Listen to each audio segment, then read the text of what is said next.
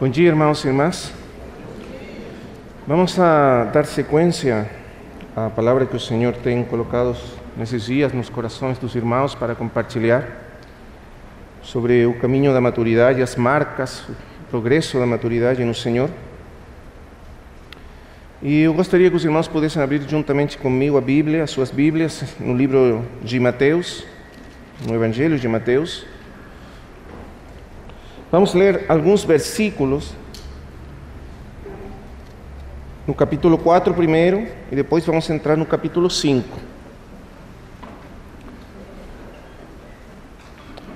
Capítulo 4 do Evangelho de Mateus e depois o capítulo 5. Vamos ler alguns versículos começando no versículo 17. Versículo 17. Vamos fazer mais uma oração primeiramente para nos colocar nas mãos do Senhor. Amado Pai Celestial, nós somos muito gratos pelos dias que Tu nos tens concedido na Tua presença. Obrigado, Pai, pela graça do Teu Espírito Santo no nosso meio, pela graça da Tua Palavra sendo falada aos nossos corações. Nós Te pedimos mais uma vez que Teu Espírito venha nos conduzir a toda a verdade, que Ele possa preparar os nossos corações para receber a Tua Palavra e para que ela possa ser guardada neles e possa trazer fruto para a Tua glória. No nome do Teu Filho Jesus Cristo, abre os nossos olhos, abre os nossos ouvidos, nos permite, Senhor, escutar a Tua voz e sermos conduzidos e transformados pela Tua Santa Palavra. No nome do Teu Filho Jesus Cristo. Amém. Então, vamos ler primeiramente capítulo 4 de Mateus, versículo 17.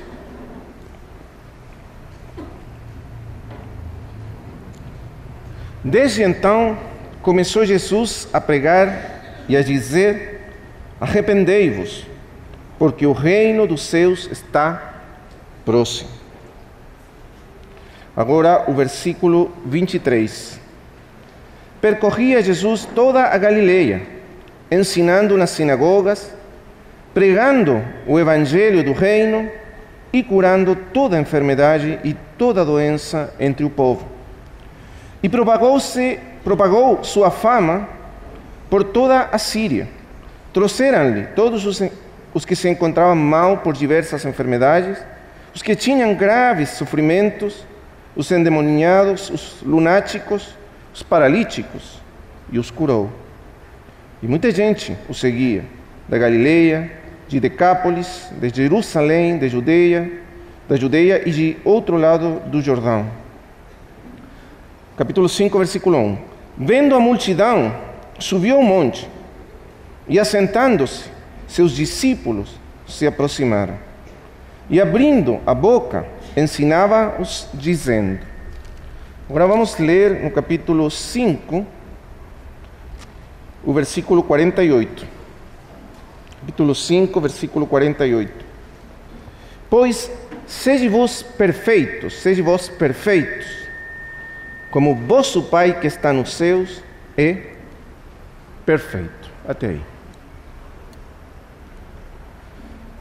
Nós estamos aqui no princípio do capítulo 5, estamos sendo introduzidos àquele que é chamado do Sermão do Monte.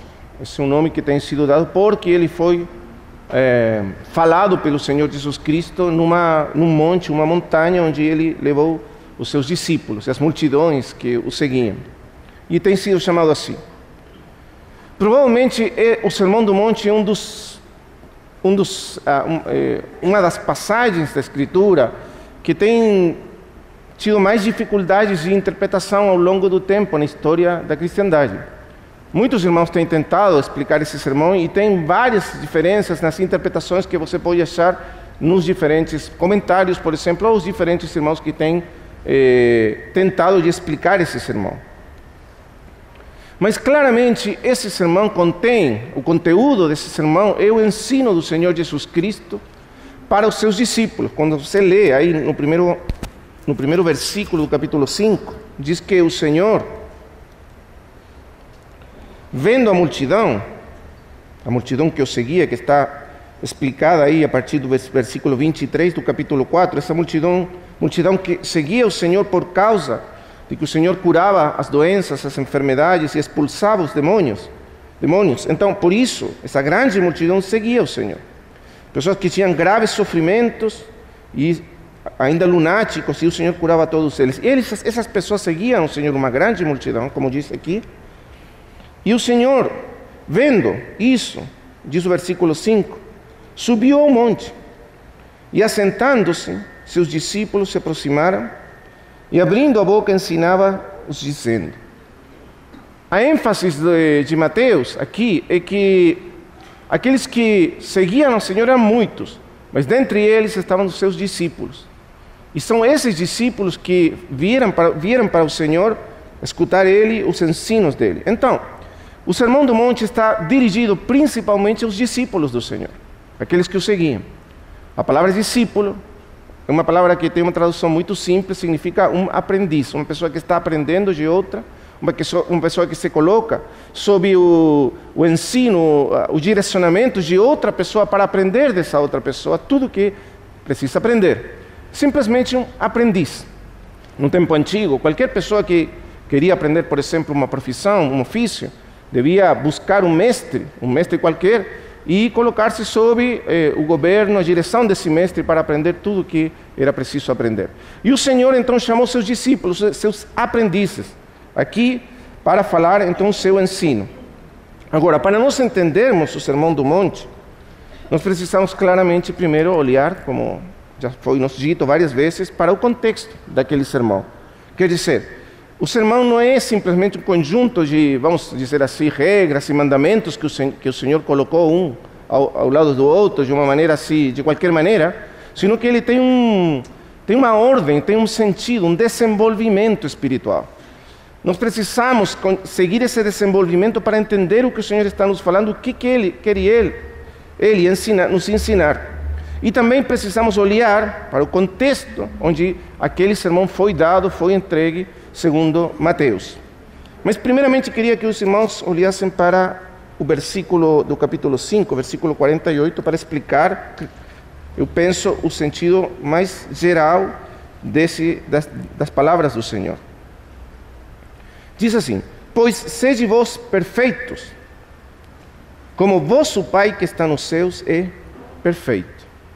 A palavra perfeito que aparece aqui é a palavra que em outras partes da Escritura, do Novo Testamento, é traduzida como maduro, ou maturidade. A palavra perfeito em grego é teleios, e então aparece várias vezes no Novo Testamento nesse sentido, ou também no sentido de uma pessoa madura ou a maturidade. Por exemplo, quando Paulo fala de que nós temos que chegar, no capítulo 4 de Efésios, a estatura de um varão perfeito, a palavra é a mesma que o Senhor está usando aqui. Um varão teleios, perfeito ou maduro. Qual que é a ideia?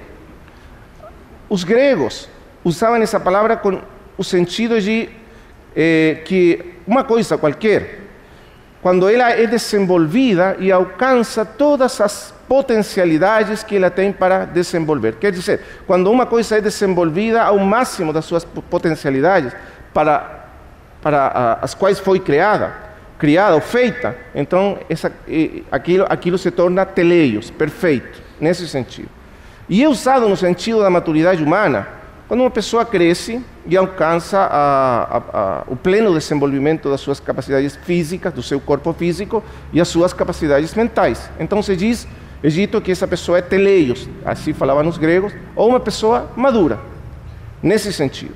Mas o Senhor aqui claramente não está falando da maturidade física, nem sequer da maturidade mental, mas Ele está falando da maturidade espiritual, da maturidade que o Senhor espera, o Pai espera dos seus filhos. Por isso diz, pois sede vós perfeitos ou maduros, como vosso Pai que está nos céus é perfeito. Então, se nós queremos entender o Sermão do Monte, nós podemos entender assim, que é o ensino que o Senhor coloca para nos levar à maturidade. O Senhor está nos ensinando o caminho da maturidade. Ele está mostrando o caminho pelo qual nós podemos desenvolver a maturidade espiritual. ou a perfeição espiritual no sentido dos gregos. Quer dizer, alcançar o pleno desenvolvimento de tudo que Deus quer que nós alcancemos. E ele nos disse mais uma coisa, ele diz que essa maturidade ou essa perfeição faz parte de Deus mesmo. Quer dizer, o que Deus quer desenvolver em nós é a sua perfeição. É a sua maturidade, é o seu caráter. O que Ele quer desenvolver em nós, então, é a sua própria maturidade. Se nós pudermos, então, dessa perspectiva do Novo Testamento, definir o que é maturidade, nós poderíamos dizer de uma maneira simples, que a maturidade é o desenvolvimento da imagem do Senhor Jesus Cristo em nós, do caráter do Senhor Jesus Cristo em nós. Isso é muito simples. Isso é a maturidade, simples. Que Cristo seja formado em nós, que o seu caráter seja formado em nós. Ou que o caráter divino, que a imagem de Deus seja plenamente formada em nós. A Escritura diz que quando Deus criou o homem, o criou conforme a sua imagem. Capítulo 1 de Gênesis, versículos 26 e 27 diz: façamos o homem segundo a nossa semelhança, a nossa imagem segundo a nossa semelhança. Esse é o propósito de Deus, que o homem seja feito conforme a sua imagem. Mas quando nós olhamos para a história da humanidade, nós vemos que o primeiro homem, Adão, foi feito perfeito no sentido de que ele foi criado sem pecado, sem mácula, mas ele não era nesse momento, quando foi criado por Deus, o homem maduro segundo Deus, o homem perfeito no sentido de aperfeiçoado até alcançar a plena expressão da imagem de Deus, do caráter de Deus. É por isso que um dos antigos teólogos da igreja, Ireneu de Lyon, dizia que o homem foi criado perfeito no sentido de que foi criado sem pecado, inocente, mas foi criado ou feito criança. Quer dizer, como uma criança, quando uma criança nasce, é uma criança, você pode ver que tem saúde, que todas as partes dela estão certinhas, que não tem problema nenhum, então você diz que como criança já é perfeita, mas precisa ser desenvolvida até alcançar a maturidade. Então o homem foi criado por Deus sem pecado, mas nunca chegou a ser aquele homem maduro, pleno, que Deus buscava. Por causa do pecado, aquele desenvolvimento foi detido, parou, o homem não foi desenvolvido segundo o propósito de Deus. E então nós chegamos agora ao livro de Mateus, ao Evangelho de Mateus, no capítulo 5, o Sermão do Monte, onde o Senhor está nos mostrando novamente o caminho da maturidade, o que Deus realmente está buscando de todos nós, os seus filhos. Então, vamos a ir para entender melhor o sermão, vamos a olhar primeiramente para os versículos que lemos no capítulo 4, primeiramente. Uma coisa importante para nós entendermos, quando nós lemos o Sermão do Monte, é que o grande erro seria tomar esse sermão como um conjunto de regras, de mandamentos que nós temos que fazer, coisas que nós temos que fazer, porque você, quando lê o sermão, você vai ver muitas coisas que o Senhor diz, e você pode acreditar que a vida, o que o Senhor está propondo, é uma classe, é um monte de regras e mandamentos, coisas que nós precisamos fazer para tornarmos pessoas maduras aos olhos de Deus. Mas claramente isso seria um grande erro na nossa consideração do sermão. O Senhor não está colocando diante de nós um conjunto de regras para nós fazer. Porque quando nós olhamos assim o sermão, claramente ele parece inatingível. Parece que nunca poderíamos fazer tudo o que ele disse aí. Por exemplo, ele diz: aquele que bate na tua face, volta ao outro lado da tua face. Então, coisas assim que, se você tira do contexto e pega elas isoladamente, parece que nenhum de nós seria nunca, jamais capaz de cumprir. Mas essa seria a maneira errada de entender o Sermão do Monte. O Senhor não está colocando um monte de regras, coisas que nós precisamos fazer para tornarmos pessoas aceitáveis ou maduras aos olhos de Deus. Não. Então, esse seria o grande erro. E para entender, então, bem o que o Senhor está falando, precisamos entender primeiro o contexto. Então, vamos a ir, capítulo 4, versículo 17. Aí vamos começar.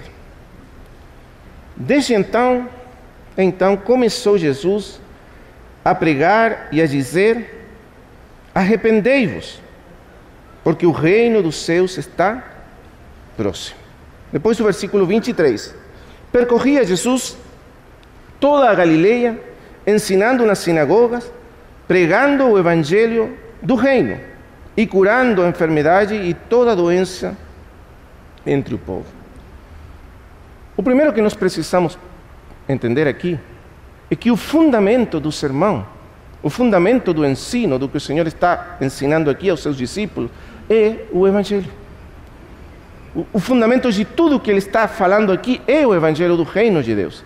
Sem o evangelho, o Sermão do Monte se torna simplesmente impraticável, inatingível. Nós precisamos primeiro entender o fundamento do evangelho para poder entrar na aplicação para as nossas vidas do ensino do Senhor Jesus Cristo. Então, primeiramente precisamos isso. Por isso, nós vamos aqui ao que Mateus escreve antes, versículo 47. Começou Jesus a pregar e a dizer: arrependei-vos, porque o reino dos céus está próximo. Nas palavras do Senhor Jesus, o que é o Evangelho? O que é basicamente o Evangelho nas palavras do Senhor Jesus, na pregação do Senhor Jesus? O Evangelho, segundo o Senhor Jesus, é definido assim: o reino dos céus está próximo. Agora, a expressão que nós temos aqui, ou nessa tradução que eu tenho aqui, que é a Reina Valera em português, diz: o reino dos céus está próximo. Mas, na verdade, a tradução mais exata deveria dizer: o reino dos céus está aqui. Ou o reino dos céus chegou. Está aqui, agora aqui, presente, nesse momento. Não que está próximo, quase ao ponto de chegar, não que está chegando, mas já chegou, está aqui, está presente. Isso é basicamente o anúncio do Evangelho do Senhor Jesus. O reino de Deus está aqui. E, aliás, ele acrescenta primeiro: arrependei-vos.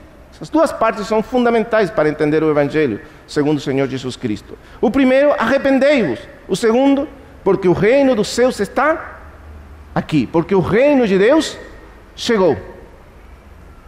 Vamos tentar entender isso primeiramente para logo entrar no Sermão do Monte. Porque, novamente, eu quero enfatizar que precisamos entender isto primeiro para entender logo o sermão.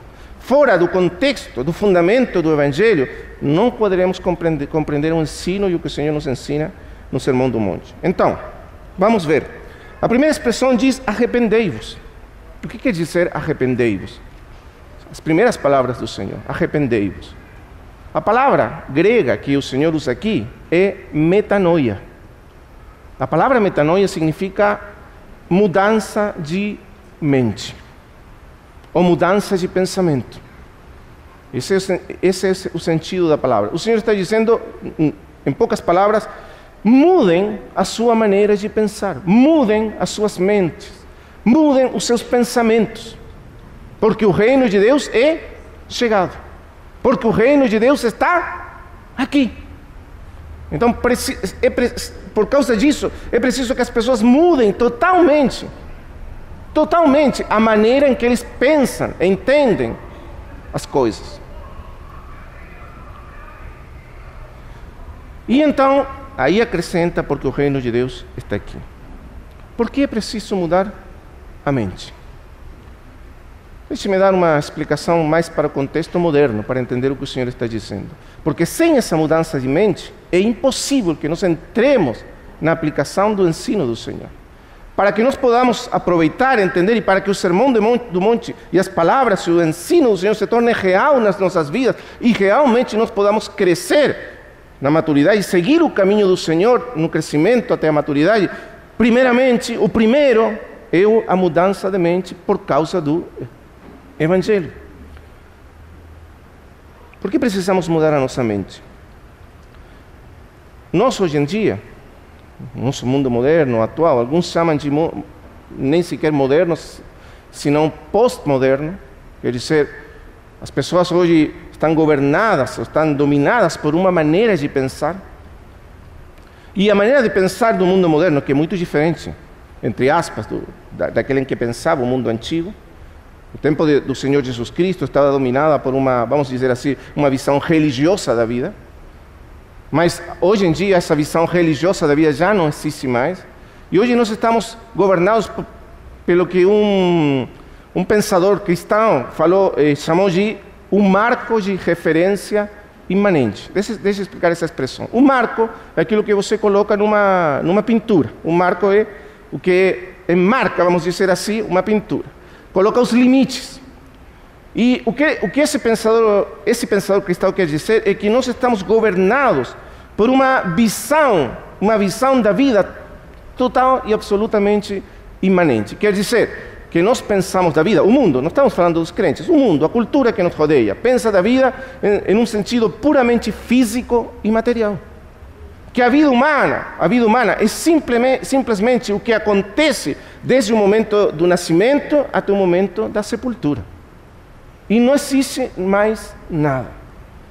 O mundo, o que importa é o que acontece desde que nascemos até que morremos e vamos para a tumba. E tudo mais não existe. Então as pessoas estão focadas apenas nas coisas do mundo material, no sucesso material, na vida material, na saúde material, na beleza do corpo físico material, nas poses materiais, no sucesso nas provisões nesse mundo físico e tudo assim.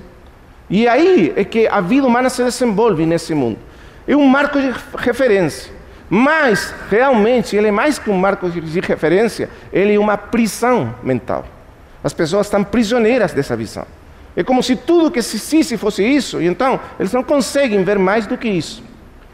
No tempo antigo, as pessoas também estavam governadas por uma visão estreita das coisas, uma visão estreita. Mas a diferença é que a visão deles era uma visão religiosa estreita. A nossa visão já não é mais religiosa. Nós estamos dominados por um pensamento secular que exclui totalmente Deus da vida humana.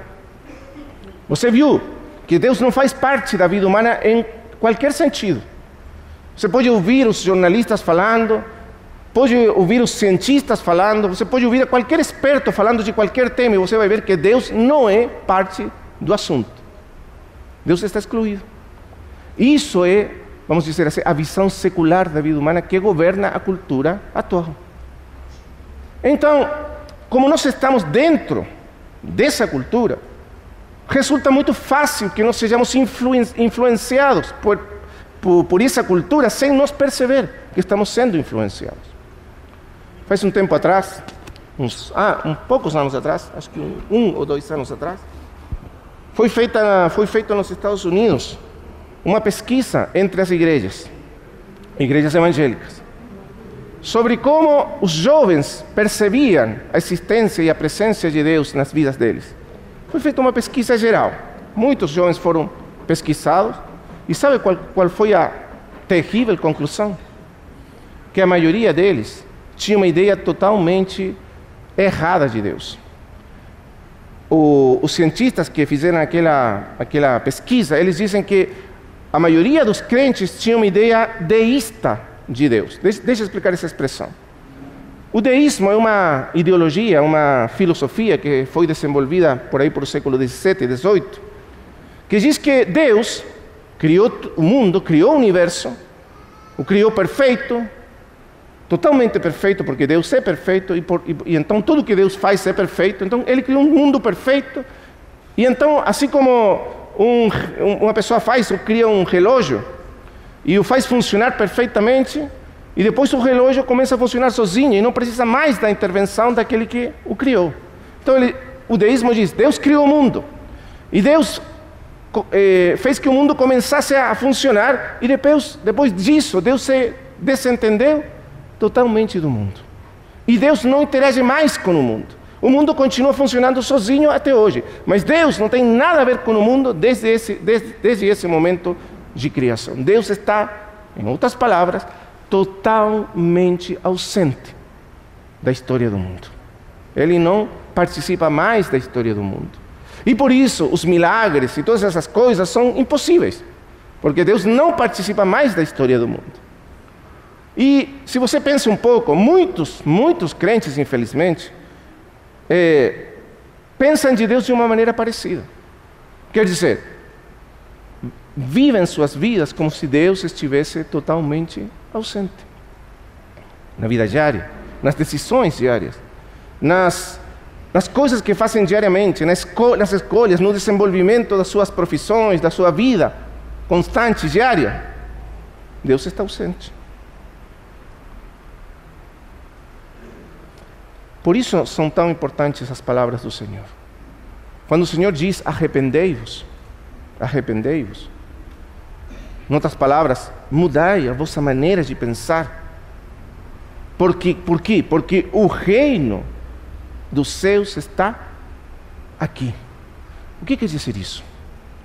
O que quer dizer essa expressão? O reino de Deus está aqui, que é, vamos dizer assim, a essência do Evangelho pregado pelo Senhor Jesus Cristo.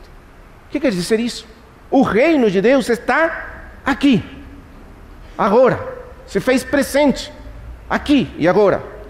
A expressão reino de Deus, que usa o Evangelho de Mateus, e aparece apenas no Evangelho de Mateus, e em outros evangelhos, Lucas, João ou Marcos, aparece com a expressão o reino de Deus, não o reino dos céus. Alguns comentaristas acham que a expressão é equivalente, mas na verdade tem um matiz, tem uma diferença importante que precisamos entender. Mas essa expressão que usa, o reino dos céus ou o reino de Deus, o que quer dizer essa expressão? No sentido mais básico, mais essencial, o reino de Deus significa Deus mesmo. Vou repetir. No sentido mais básico, mais essencial, o reino de Deus fala de Deus mesmo. Fala também do governo de Deus sobre a criação. Deus e o seu governo sobre a criação. Mas a ênfase é Deus mesmo. E logo depois, o seu governo sobre a sua criação. Mas a diferença é que na visão judaica ou hebraica do reino de Deus, a visão do Senhor Jesus Cristo, Deus está governando a sua criação, mas não governando de longe. Como aquele relojeiro que fez aquele relógio, como diz aquela doutrina deísta, e então se afastou logo e deixou o mundo funcionando sozinho. Não, Deus está ativamente participando da história do mundo. Ele está sempre interagindo com a história do mundo, Ele está dentro da história do mundo. Quando Ele criou o universo, Ele entrou, vamos dizer assim, na história do universo, para conduzir Ele mesmo, de maneira presente, todas as coisas. Então, o governo de Deus é um governo dinâmico, presente na história do mundo. Você entende isso? Essa é a grande diferença. Se você ler os Salmos, você vai perceber isso, a ênfase. Deus é que faz que as nuvens trazam a chuva sobre a terra. É Deus que faz brotar a erva da terra. É Deus que faz que os animais se multipliquem sobre a terra. É Deus quem está atuando constantemente na história do mundo. Se você não percebe isso, você não pode entender os ensinos do Senhor Jesus Cristo. Porque quando o Senhor diz, por exemplo, veja o capítulo 6 do sermão, veja alguns versículos, por exemplo, 26. Observai as aves do céu, que não semeiam, nem colhem, nem ajuntam em celeiros, e vosso Pai Celestial as alimenta. Não valeis vós muito mais do que elas? Veja agora o versículo 28. E por que vos inquietais pelas vestes? Considerai os lírios do campo, como crescem, não se fatigam, nem tecem. Eu, porém, vos digo que nem Salomão, em meio a todo o seu esplendor, vestiu-se como um deles. Pois se a erva do campo, que hoje existe e amanhã se lança no forno, Deus, presta atenção à ênfase, Deus a veste assim. O Senhor está dizendo que o Senhor alimenta as aves do céu. Que Deus alimenta as aves do céu. E também está dizendo que Ele veste a erva do campo. Agora, claro, isso parece totalmente anticientífico. Se você tiver uma mentalidade científica, diria, não, você está errado. Aí tem um processo natural de o crescimento da erva, da flor, pode ser explicado cientificamente. Ou também as aves do céu têm um instinto, e a ciência pode explicar isso. Você não precisa de Deus, assim pensa o mundo, para explicar esses processos. Mas o Senhor Jesus Cristo está dizendo que realmente, Ele não está colocando aqui uma metáfora, uma figura. O Senhor não está colocando uma figura das coisas. Ele está falando o que é real, a realidade mesma das coisas. Ele está dizendo que realmente, em todos os processos da vida, Deus está atuando. Você vê? Deus está atuando. É Deus quem faz que o mundo funcione da maneira que funciona. É o poder de Deus que sustenta tudo que existe. É o poder de Deus que, vamos dizer assim, permeia todas as coisas. É a presença de Deus que sustenta o universo. O universo não poderia existir nem continuar existindo da maneira que existe sem Deus.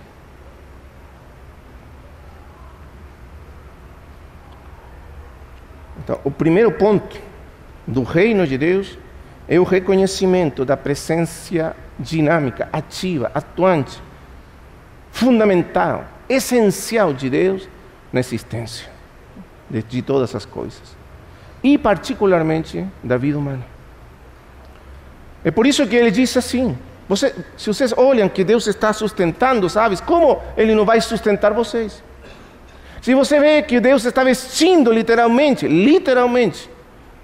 a erva do campo, como é que Ele não poderá vestir vocês?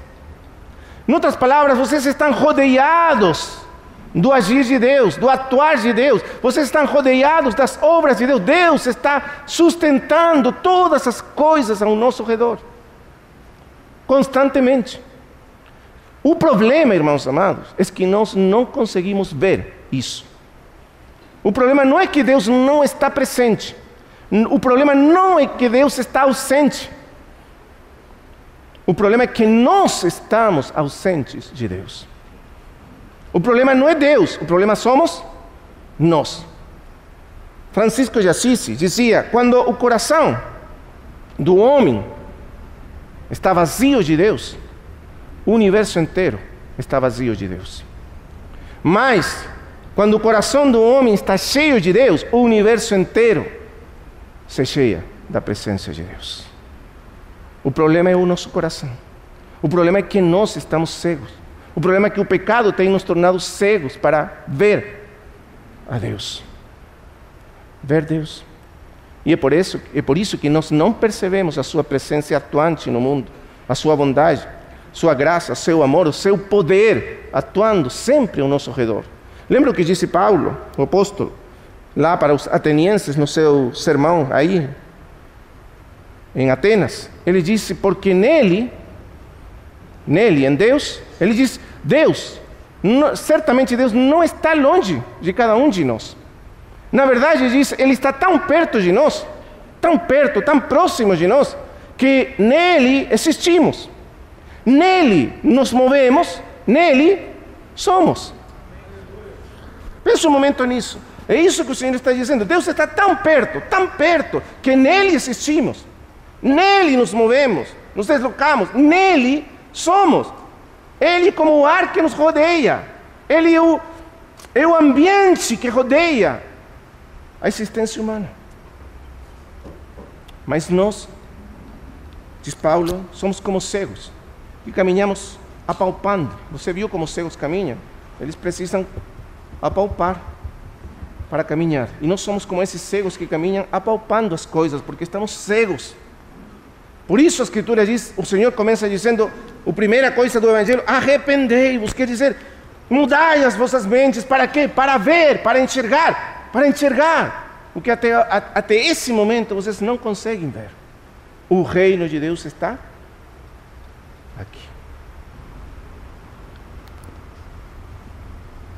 Quando o Senhor começou o seu ministério, quando Ele chamou seus primeiros discípulos, está registrado aí no Evangelho de João, capítulo 1, um dos primeiros discípulos do Senhor foi Natanael. Você lembra dele, né? E diz a Escritura que quando o Senhor chegou, ou Natanael chegou ao Senhor, foi Filipe que o trouxe para o Senhor. O Senhor disse que Natanael é um verdadeiro israelita, no qual que não tem engano no coração. Natanael fica muito assombrado pelas palavras do Senhor. Disse, de onde tu me conheces? E o Senhor disse, quando tu estavas debaixo da figueira, eu te vi. E o Natanael ficou totalmente comovido, abalado pelas palavras do Senhor. Não sabemos porquê, mas de alguma maneira o Senhor expressou, revelou alguma coisa que apenas Natanael conhecia no seu íntimo. E por isso ele ficou convencido na hora de que Jesus era o Cristo realmente, o Messias, o Filho de Deus. Mas o Senhor respondeu assim para ele: Natanael, porque eu te disse, te vi debaixo da figueira, tu crês? Coisas maiores do que estas verás. Em verdade vos digo, que daqui em diante vereis os céus abertos, e os anjos de Deus que sobem e descem sobre o Filho do Homem.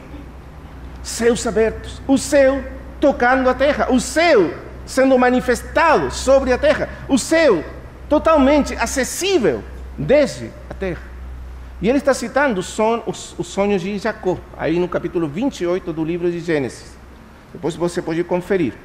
Mas o interessante dessa história, desse relato sobre Jacó, é que diz que Jacó, naquela noite, quando ele fugia do seu irmão Esaú, e dormiu ao relento, ele apoiou a sua cabeça sobre uma pedra, e dormiu, e teve um sonho. Naquele sonho ele viu o céu aberto, uma porta aberta no céu. E no topo, vamos dizer assim, da porta, estava o mesmo Senhor, Yahvé, Jeová. E daí descia uma escada que tocava a terra, onde ele estava apoiado, a cabeça sobre a pedra. E os anjos de Deus subiam e desciam por essa escada. Esse é o sonho de Jacó que o Senhor Jesus está citando para Natanael.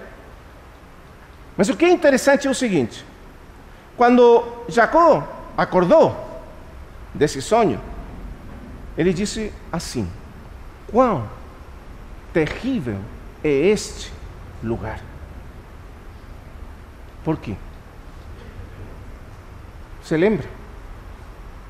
Porque Deus está aqui e eu não sabia. Esse é o grande problema de toda a humanidade. Deus está aqui, mas nós não sabemos. Por isso, arrependei-vos. Arrependei-vos. Mudai a vossa maneira de pensar. O nosso pensamento é a prisão da nossa mente por causa do pecado, o que impede que nós possamos ver a presença manifesta, direita de Deus nas nossas vidas. Mas sem a presença de Deus, nós não podemos desenvolver uma vida segundo o propósito e a vontade de Deus. Nós precisamos aprender, então, a viver na presença direita, imediata, atuante do nosso Deus. Esse é o primeiro ponto. O segundo, acho que o irmão Romeu falou um pouquinho disso ontem à noite, é a questão do conhecimento de Deus. Quão pouco nós conhecemos de Deus. Quando nós falamos ou dizemos que a presença de Deus está aqui, quando o Senhor Jesus Cristo disse, Deus está aqui, a presença de Deus está aqui, Deus mesmo está aqui, chegou, o reino de Deus está aqui, muitos de nós quase permanecemos indiferentes. E que diferença faz isso? Por que é tão importante dizer que a presença de Deus está aqui, que Deus mesmo está aqui? Que diferença faz isso? Sabe por que pensamos assim? Porque nós não conhecemos a Deus. E nem sabemos o que quer dizer a palavra Deus. E todo o conteúdo e o significado de Deus. Conhecimento de Deus. As pessoas não conhecem a Deus. As pessoas daquele tempo do Senhor Jesus não conheciam Deus. As pessoas de hoje menos conhecem a Deus. E infelizmente muitos de nós conhecemos muito pouco de Deus. Ou temos algumas ideias, alguns conceitos de Deus que são muito infantis, conceitos de crianças. É por isso que nós não podemos desenvolver uma vida madura. Por quê? Porque as nossas ideias de Deus são infantis. nossa maneira de pensar sobre Deus. Então o Senhor está dizendo: arrependei-vos também da vossa maneira de pensar acerca de Deus. Porque vocês estão totalmente errados sobre o que pensam, o que imaginam acerca de Deus. Vocês não conhecem a Deus. Você se lembra que os fariseus eram os mestres daquele tempo? Os escribas dos fariseus eram os mestres autorizados da religião, do conhecimento de Deus. Mas o Senhor diz: eles, na verdade, não sabem nada sobre Deus.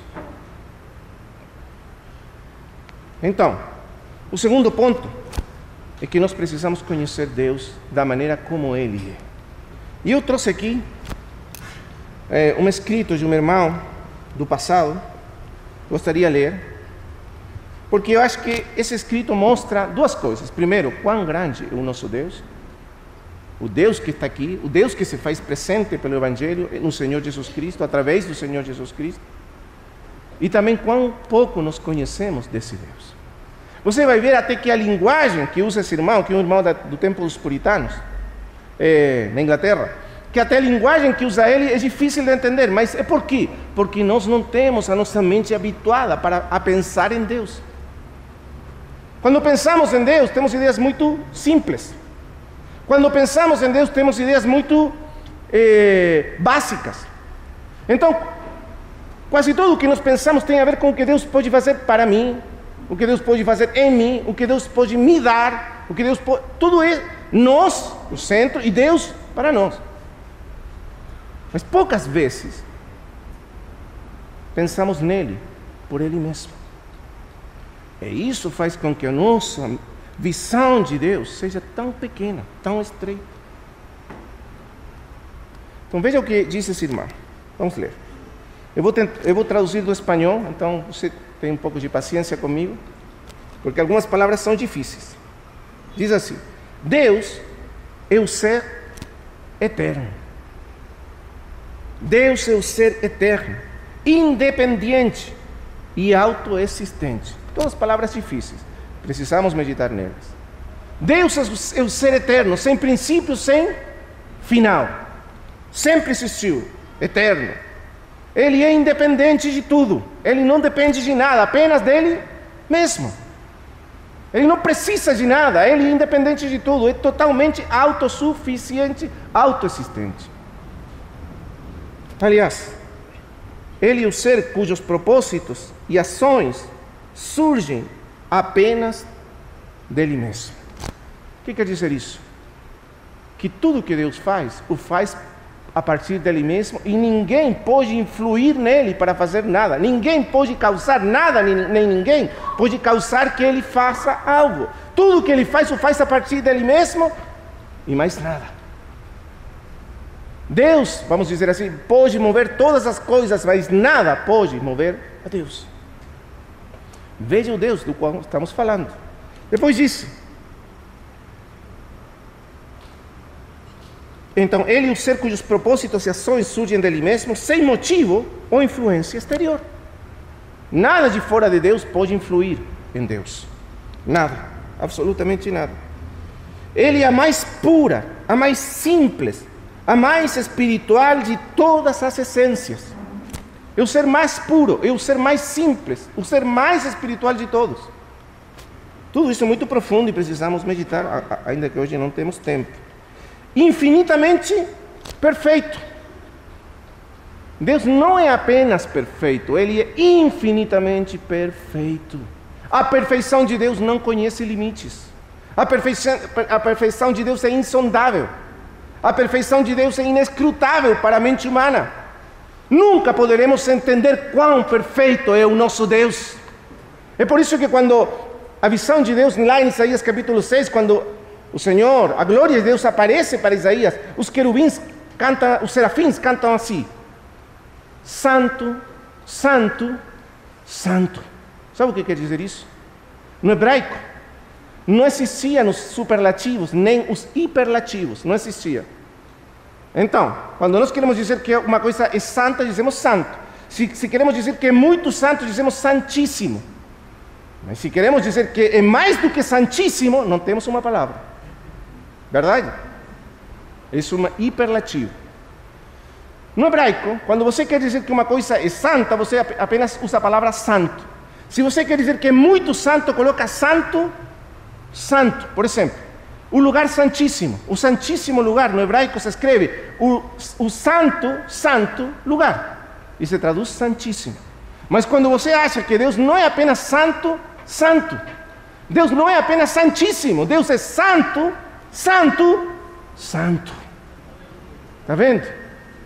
Ele, vamos dizer assim, santo ao quadrado, mas ele santo elevado à terceira potência. Quer dizer, ele é mais do que santo. Não temos palavras para definir e expressar a sua santidade. A santidade de Deus é inescrutável. Esse é o nosso Deus. A sua grandeza, diz o Salmo, é inescrutável. Ninguém pode sondar a grandeza de Deus. Esse é o Deus que está aqui, diz o Senhor Jesus. Você entende o que estamos falando? É isso que precisamos entender. Quão grande é o nosso Deus. Depois diz aqui o irmão, acrescenta. Ele diz, ele é eternamente autossuficiente, sem necessidade de nada daquilo que ele ha criado. Que maravilha. Deus criou tudo. Criou as estrelas, as galáxias, o universo, a vida. Todas as coisas foram criadas por Ele, mas Ele mesmo não precisa de nada. Ele o criou simplesmente porque Ele quis, mas não porque Ele necessite ou precise daquilo que Ele criou. Na verdade, Ele é totalmente autossuficiente nele mesmo. Glória ao Senhor. O que mais? Ele não necessita nada daquilo que é criado. Ilimitado. Ele é ilimitado em sua imensidade. Olha que expressão bonita, né? Ele é ilimitado na sua imensidade. Ele é imenso, mas a sua imensidade não tem limites. Você não pode chegar ao final, até onde chega a imensidade de Deus. Ele é inconcebível no seu modo de existência. As palavras se tornam difíceis. Mas por quê? Porque Deus é tão grande. E são difíceis para nós porque não temos costume de meditar na grandeza do nosso Deus. O nosso Deus é tão pequeno assim. E por isso a nossa vida é tão pequena assim também. Porque o fundamento das nossas vidas, veja o que diz o Senhor: sede, pois vós perfeitos como quem? Como vosso Pai é perfeito, mas a perfeição do nosso Pai é ilimitada, inconcebível, inescrutável. Então o nosso caminho também vai para uma eternidade que não tem final nele. Amém? O homem de hoje, infelizmente nós estamos às vezes tão influenciados pela cultura que nos rodeia, a cultura do mundo secular. O homem de hoje em dia pensa que a vida começa nem sequer começa a vida humana real no ventre da mãe, porque eles discutem que ainda não é um homem real, uma pessoa real. Mas quando nasce, e daí vai até a tumba e acabou tudo. Quantas vezes nós pensamos inconscientemente, influídos, ou sentimos, o que é pior, sentimos inconscientemente que a nossa vida é assim também. É uma curva que vai dando nascimento à sepultura. Mas, irmãos amados, o Deus que nos criou é eterno, é imortal, é para sempre. E esse Deus nos criou para viver para sempre junto com Ele, para sermos eternos e imortais como Ele. Então, pensa um momento. O que você vai estar fazendo daqui a 100 anos? Pensa. O que é aquilo que vem automaticamente na sua mente com essa pergunta? Vou estar na tumba. Você está errado. Porque eu e você viveremos para sempre. Em 100 anos mais, estaremos fazendo coisas inimagináveis para nós. Nossa vida não termina na tumba. Nossa vida é para sempre. Irmãos amados, o universo passará. Os céus e a terra passarão. As estrelas passarão. Todos os sóis do universo se queimarão e deixarão de brilhar. Mas nós ainda continuaremos existindo. Então o Senhor quer que nós saibamos isso. Vocês são eternos. Vivam como pessoas eternas. Viu como muda tudo? Se você começa a pensar realmente, não como uma doutrina, não como simplesmente um ensino cristão que você repete, faz parte do credo, mas na verdade não tem nenhuma importância na sua vida, não. Mas se você realmente pensa assim, você verá como muda tudo. Eu sou eterno. Eu não vou morrer.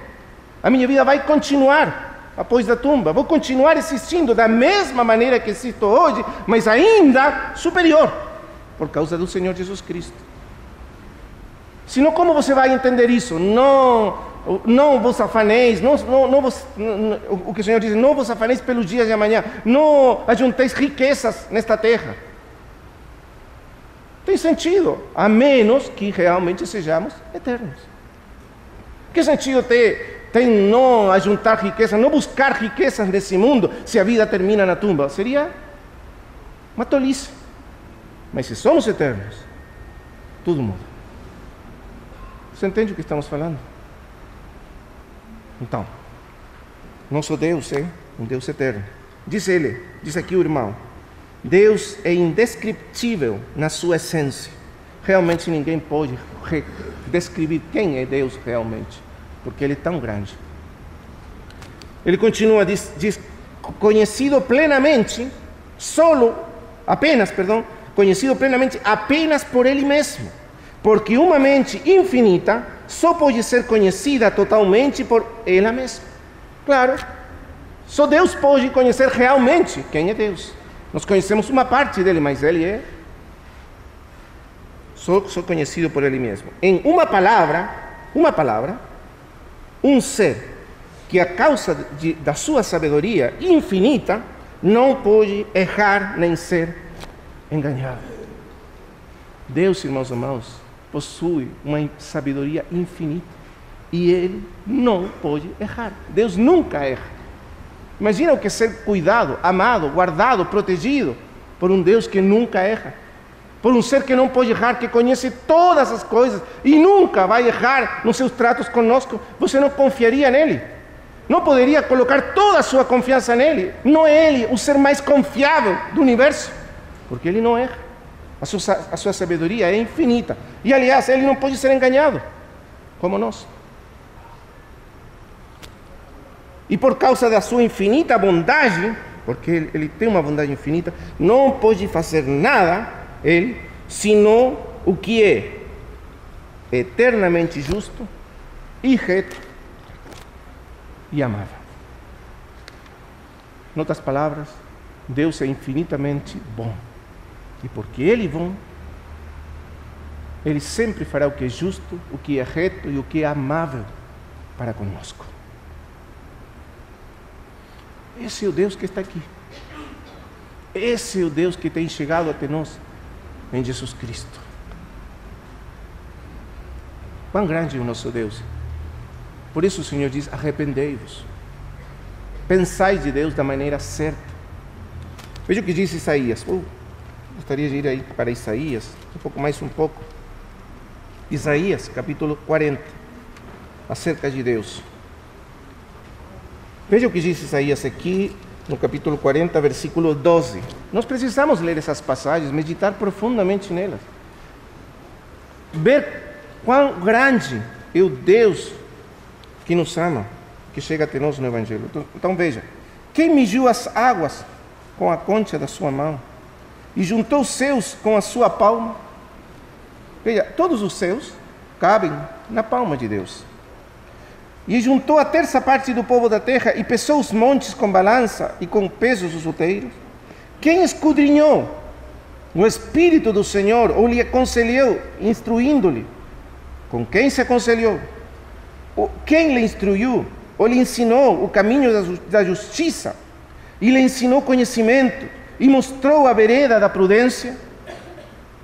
Eis que as nações, essas nações que parecem tão grandes, tão tumultuosas, parecem às vezes terríveis. Mas olha o que diz: todas as nações são como nada diante dele. E em sua comparação serão estimadas como ninharia e vacuidade. Os grandes impérios da história humana, para eles são nada. Os grandes governantes para a história humana, o que são para Deus? nada. E menos do que nada. Esse é o nosso Deus. Esse é o Deus que chega até nós no Evangelho. Menos do que nada. Então diz assim: a quem, pois, fareis semelhante a Deus? Ou que imagem comparareis com Ele? Ele fala da idolatria, né? Veja o versículo 21. Não sabeis, não ouvis, nunca vos foi dito desde o princípio, não haveis aprendido como se fundou a terra. Ele está sentado sobre o círculo da terra, cujos moradores são como gafanhotos. Não uma imagem muito boa de nós, né? Mas para Deus nós somos como gafanhotos, pequenos bichinhos.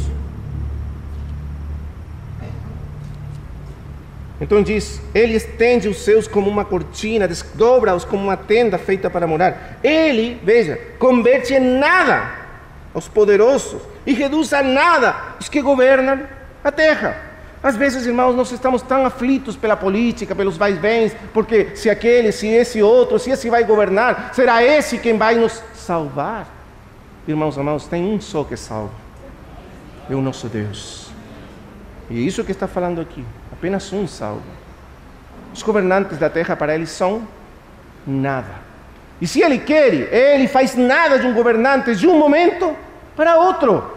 Deus não está assustado, Deus não está aflito pela política do mundo. Deus tem total controle desse mundo e dos governantes desse mundo. Nós temos que confiar nele, olhar para ele. O que está falando a palavra de Deus? Então diz: apenas foram plantados, apenas foram semeados, apenas seu caule tem feito raiz na terra, quando sopra neles, Deus, e se secam. O redemoinho leva-os como uma folerada.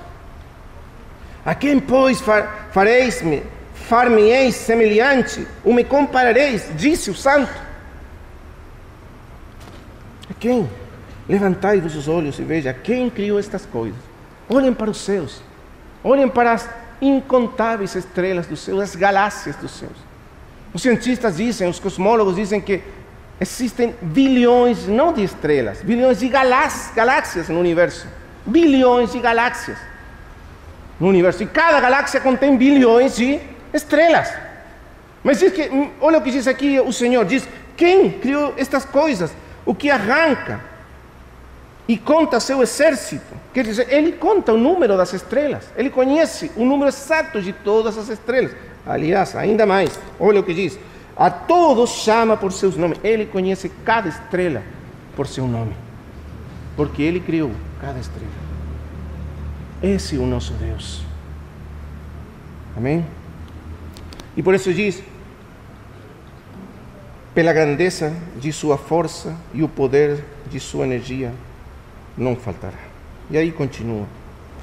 Irmãos amados, quando o Senhor Jesus Cristo diz então: o reino dos céus tem se aproximado, Ele está dizendo: o reino de Deus está aqui. Então, o primeiro ponto é: arrependei-vos, mudai a vossa maneira de pensar. O segundo, precisamos conhecer quem é realmente o nosso Deus, que está aqui presente. E o terceiro ponto é que esse Deus se fez presente em Jesus Cristo. Esse Deus eterno, todo-poderoso, chegou, se aproximou, se deu a conhecer, se revelou a si mesmo em Jesus Cristo. Para quê? Para nos salvar. Para nos salvar. Por que é isso tão importante? Para entender logo o que vem no Sermão do Monte. O que quer dizer o Senhor Jesus Cristo é que Deus, com toda a sua grandeza inescrutável, com todo o seu poder infindável, com toda a sua glória, com toda a sua bondade, Ele veio para se fazer infinitamente favorável para nós, por meio de Jesus Cristo. Esse Deus é total e infinitamente favorável a nós em Jesus Cristo. Não existe nada que possa se interpor entre Ele e nós. Deus nos ama. Deus tem compaixão de nós. Deus está aqui para nos salvar. Por isso, se você continua lendo, vamos voltar aí para o Evangelho.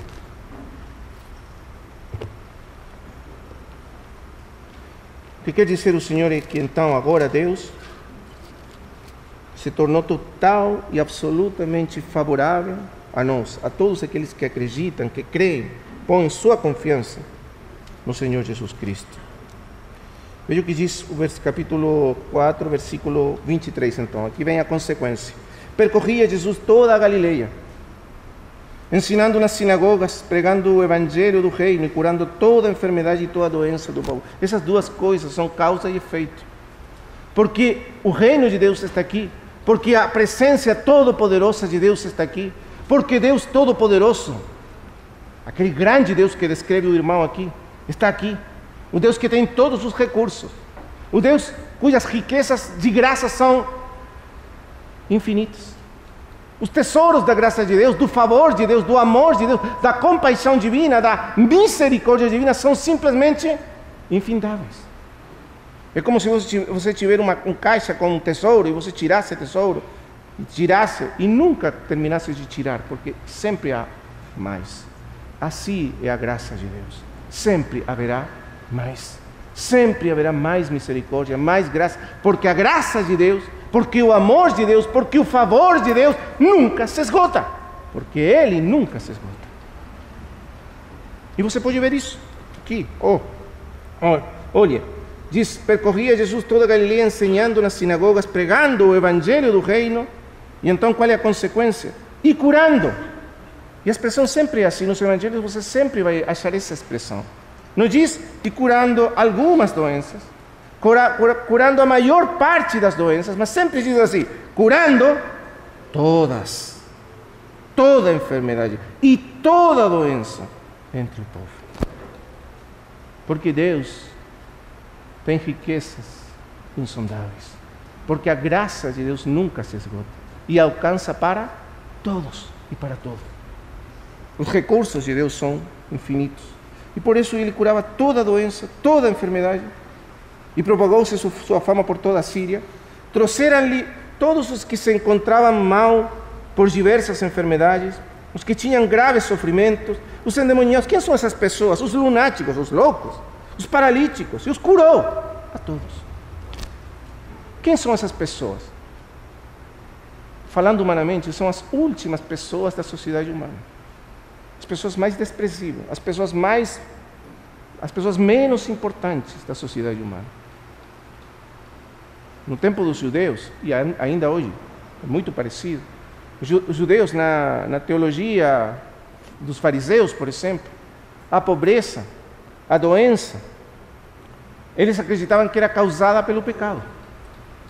Quer dizer, se não for o pecado pessoal, era o pecado dos pais.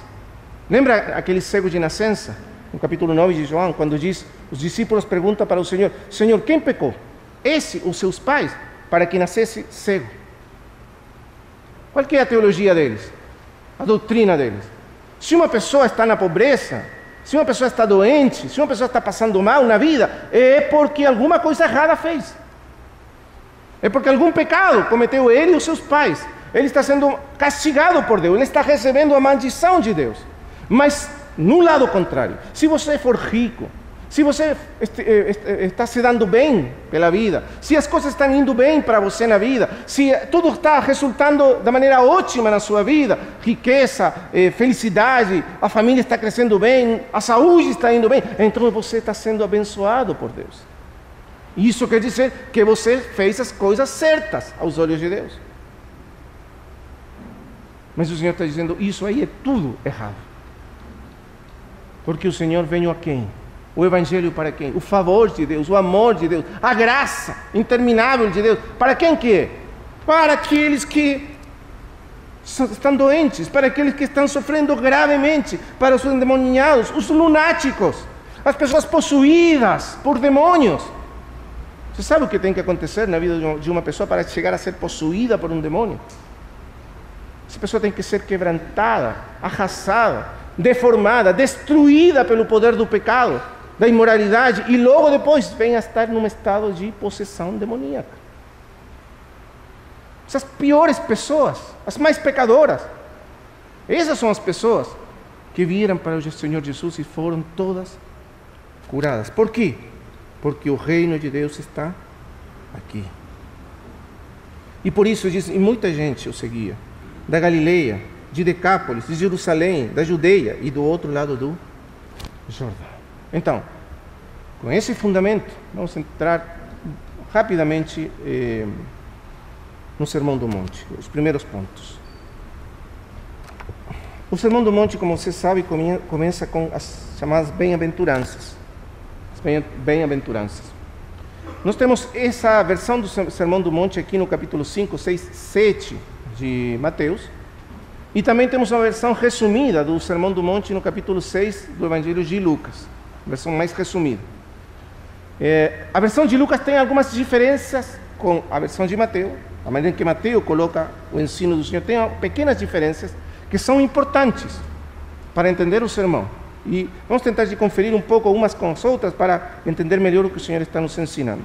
Mas nós dissemos primeiro que o fundamento do ensino do Senhor é o Evangelho.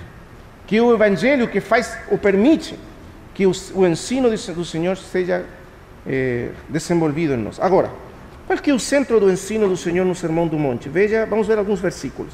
Ou a essência do ensino do Senhor aqui. Vamos ler alguns versículos. Capítulo 5, versículo 20. Porque eu vos digo que se vossa justiça não superar a dos escribas e fariseus, de nenhum modo entrareis no reino dos céus. Vamos ver outro versículo. Capítulo 6, versículo 33. Mas buscai primeiramente o reino de Deus e sua justiça, e todas essas coisas vos serão acrescentadas. O Senhor está falando, basicamente, o grande assunto do sermão é, vamos dizer assim, a justiça do reino dos céus. A justiça do reino dos céus. Esse é o grande tema do Sermão do Monte. O que quer dizer a justiça do reino dos céus? O Senhor está dizendo aqui que se a nossa justiça não for superior à justiça dos fariseus, e sempre faz esse contraste com a justiça dos fariseus, nós não entraremos no reino de Deus. Por exemplo, veja agora outro versículo. Capítulo 6, versículo 1. Novamente o mesmo assunto. Guardai-vos de fazer vossa justiça. Novamente, fazer vossa justiça diante dos homens, para ser vistos por ele. Qual que é essa justiça? A justiça dos escribas e fariseus. Veja o capítulo 22 de Mateus. A justiça feita para ser admirados, ou aceitos, ou amados pelos homens. Veja o capítulo 22 de Mateus. Novamente, o Senhor faz esse contraste. 23, capítulo 23 de Mateus, versículo 2. Na cadeira de Moisés assentaram-se os escribas e fariseus. Assim, tudo quanto vos disserem que guardeis, guardai-o e fazei-o, mas não façais conforme suas obras, porque dizem e não fazem. Pois atam fardos pesados e difíceis de levar, e os põem sobre os ombros dos homens, entretanto eles mesmos nem com um dedo querem movê-los.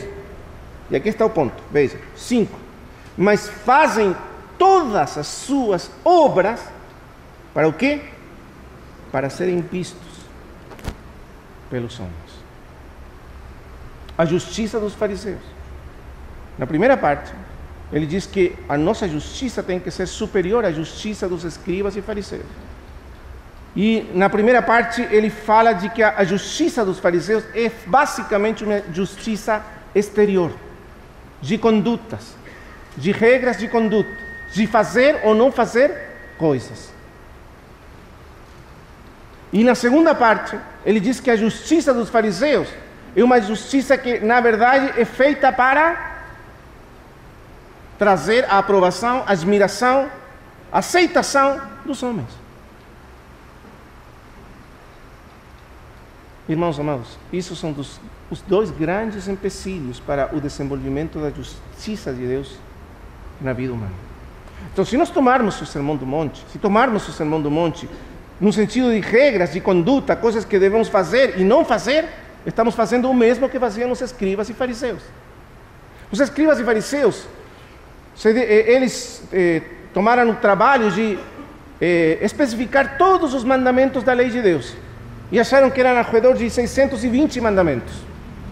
620 mandamentos. Eles diziam, se nós podemos cumprir todos esses mandamentos, nos tornaremos pessoas justas aos olhos de Deus e ganharemos o favor de Deus. Então, veja, a justiça dos fariseus visa ou busca ganhar o favor de Deus, no primeiro lugar. E no segundo lugar, visa ou busca ganhar o favor dos homens.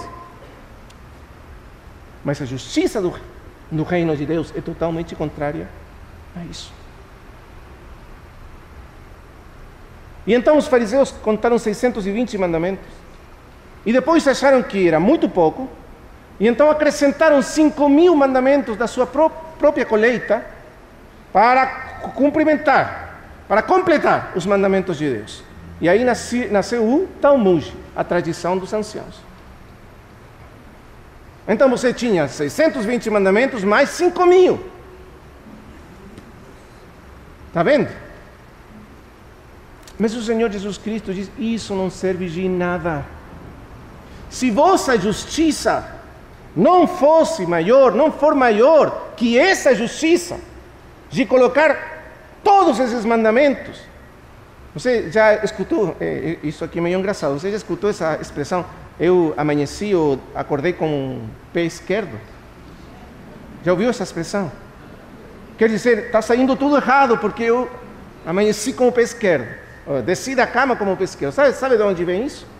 Do Talmud judaico.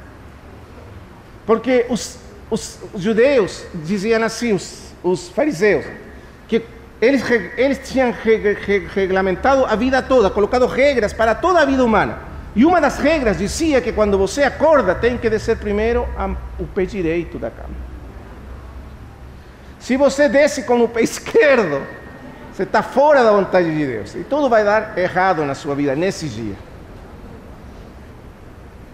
Até esse ponto chegaram eles, de colocar regras para a vida humana. Mas o Senhor Jesus Cristo está dizendo que existe uma justiça superior, que não é uma justiça de regras, de fazer ou não fazer coisas. Porque você pode fazer tudo certo, mas o seu coração está totalmente errado aos olhos de Deus. Então, qual que é a justiça do Senhor Jesus Cristo? Vamos ver alguns versículos. Ainda estamos introduzindo ao Sermão do Monte. Acho que amanhã vamos introduzir realmente. Mas vamos ver alguns versículos primeiro. Veja comigo Mateus 15, 19. Presta atenção a este versículo porque é muito importante para entendermos o Sermão do Monte. Você lembra que depois que o Senhor disse que a nossa justiça tem que ser superior à justiça dos fariseus e dos escribas, ele logo depois coloca 5 exemplos de uma justiça superior. Ele diz, ouvistes que foi dito, mas eu vos digo. Ouvistes que foi dito, mas eu vos digo. Não adulterarás, não matarás, não jurarás, ou mais bem, cumprirás ao Senhor teus juramentos, e assim. 5 exemplos. Veja o que diz aqui o Senhor, para que você entenda o que o Senhor está falando aí. 15. Porque, diz o Senhor, 19, porque do coração saem os maus pensamentos e os homicídios. Não matarás, os homicídios. Os adultérios, não adulterarás. Não cobiçarás com teu olhar uma mulher. Lembra disso? Qualquer que olha para uma mulher e a cobiça, para cobiçá-la, então já adulterou. Então, não. Então, os adultérios saem do coração. As prostituições, os furtos, os falsos testemunhos. Tudo isso fala o Sermão do Monte. E as blasfêmias. O Senhor diz, todas essas coisas são essas coisas que contaminam o homem, mas comer sem lavar as mãos não contamina o homem. Todas essas coisas saem do coração. Portanto, a questão fundamental não é a conduta primeiro, não é o que fazemos ou não fazemos, não é agir de uma maneira ou agir de outra, não é colocar o nosso foco no agir, no fazer primeiro, mas o primeiro é a condição o estado do nosso coração. Se o nosso coração foi certo, for um bom coração, assim falou o Senhor, então a nossa conduta será uma boa conduta. Veja bem, agora o ensino do Senhor, capítulo 6 de Lucas, que é o resumo do Sermão do Monte. Então, aqui vamos entender, no capítulo 6 de Lucas, melhor qual que é a justiça do reino de Deus. Capítulo 6, versículo 43. Lucas 6, 43. Porque não há árvore de boa qualidade que produza fruto mau. Lembre que isso aqui está no contexto do Sermão do Monte, do ensino do Senhor. Não há árvores de boa qualidade que produza fruto mau, nem árvores de má qualidade que produza fruto excelente. Está vendo o que está dizendo? É uma questão muito lógica. Uma má árvore, o que produz? Frutos maus. E uma boa árvore, o que produz? Frutos bons. E o que quer dizer isso, essa parábola? Veja. Pois cada árvore é conhecida pelo seu próprio fruto, porque não colhem figos dos espinhos, nem colhem uvas dos abrolhos. O homem bom, aqui está a chave da justiça de Deus. O que é o homem bom? É o homem justo aos olhos de Deus. O homem justo segundo Deus. É o homem justo com a justiça de Deus. Então, o que diz o Senhor? O homem bom, do bom tesouro do seu coração, tira o que é bom. Em outras palavras, a boa conduta, o bom fazer, os bons feitos, as boas obras, vem de onde? De um coração bom. E o homem mau, do mau tesouro do seu coração, tira o mal. Porque sua boca fala o que transborda do coração. E não apenas a boca fala o que transborda o coração, mas as mãos fazem o que transborda o coração. E os pés vão para aquilo que transborda do coração. Nossas obras transbordam o que vem do nosso coração, ou expressam o que vem do nosso coração. E é isso que o Senhor está ensinando. Então, o ponto essencial é como fazer o coração mau, de um coração mau, um coração bom. Porque aqui vem o Evangelho. Aqui vem a proclamação essencial do Evangelho. E o Evangelho nos diz que todos nós, sem exceção, somos mais pecadores e corruptos do que jamais ousamos acreditar. Vou repetir. Todos nós somos mais pecadores e corruptos do que jamais ousamos acreditar sobre nós. Não somos bons. É por isso que a justiça dos fariseus não dá certo. Não pode funcionar. Porque se o homem é mau, diz o Senhor, como poderia dar fruto bom? Ele diz, como vós, sendo maus, podeis falar o que é bom, ou dizer o que é bom. Não existe aí uma contradição. Vocês são como víboras, hipócritas, fariseus cegos, que limpam o que está por fora do copo, do vaso, mas por dentro estão todos cheios de corrupção e morte. Coração. Irmãos amados, é por isso que a justiça do reino de Deus parece tão inatingível para nós. Parece tão elevada, tão superior. Por quê? Porque somos maus, somos corruptos. Então, entre a justiça do reino de Deus, que é o propósito de Deus para as nossas vidas, e a nossa condição pecadora, radicalmente pecadora e má, tem que acontecer alguma coisa. E aí entra o glorioso Evangelho do Senhor Jesus Cristo. Aí entra o Evangelho. E as bem-aventuranças, que estão no princípio do sermão, nos falam fundamentalmente e essencialmente do Evangelho. Elas colocam o fundamento do Evangelho para logo colocar sobre esse fundamento o ensino da justiça do reino de Deus nas nossas vidas. Amém? Vamos ver o que significa o Evangelho, então, nas bem-aventuranças na próxima sessão, amanhã. Uma última coisa. acerca da justiça de Deus. A palavra justiça é muito importante no uso que está fazendo o Senhor Jesus Cristo. O que quer dizer a justiça, basicamente? O que quer dizer o Senhor com a justiça? Nós entendemos, por exemplo, nas cartas de Paulo, no livro de Romanos, fundamentalmente, e Gálatas, que a justiça, no sentido do Evangelho, é a justiça com a qual Deus nos justifica gratuitamente, pela sua graça, pela fé no nosso Senhor Jesus Cristo. E isso é verdade.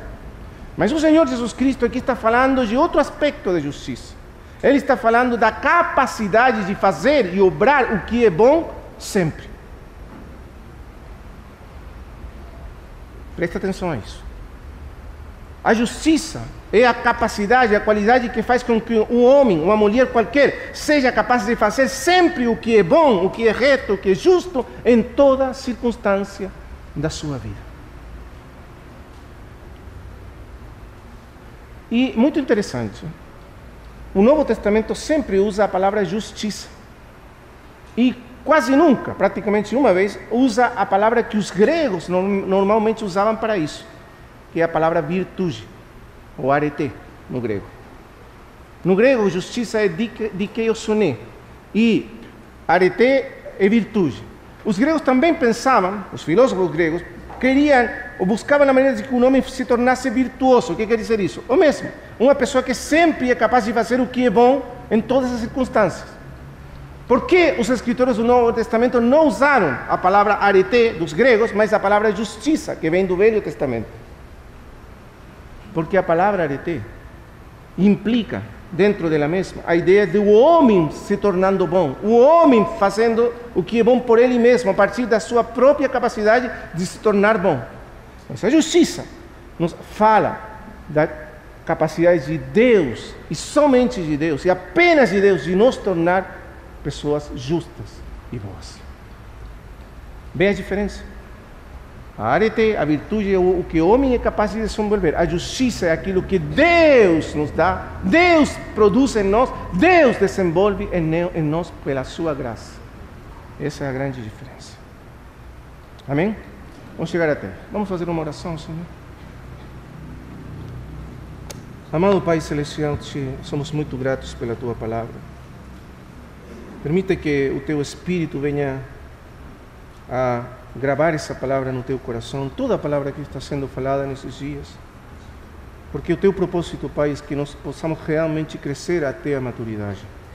Que nós deixemos de ser meninos, deixemos uma vida de meninice, uma vida de imaturidade espiritual, e possamos crescer em Cristo, em tudo aquilo que Tu, Pai, tens preparado para nós desde a eternidade, e que finalmente possamos ser tomados de toda a Tua plenitude, toda a Tua grandeza. No nome do Teu Filho Jesus.